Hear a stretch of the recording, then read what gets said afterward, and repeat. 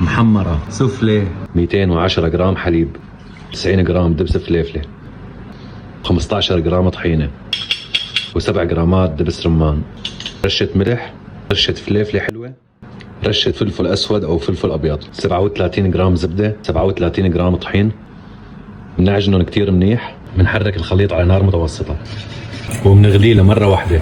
بنضيف عجينة الزبدة والطحين وبنحرك كتير منيح حتى نوصل لقوام شبيه بالكاسترد. نتركهم يبردوا بدرجة حرارة الغرفة. بندهن القوالب بالزبدة بهذا الشكل. بنرش القوالب بشوية سكر وما رح يأثر على الطعمة. 2 بياض البيض، نضيف عليهم رشة ملح، بنخفقهم كتير منيح. بس أخذت العجينة حرارة الغرفة بنضيف عليهم 3 صفار بيض، بنخفقهم كتير منيح.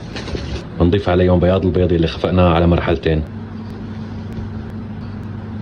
بنصب الخليط بكيس الحلواني، نصب الخليط بالقوالب،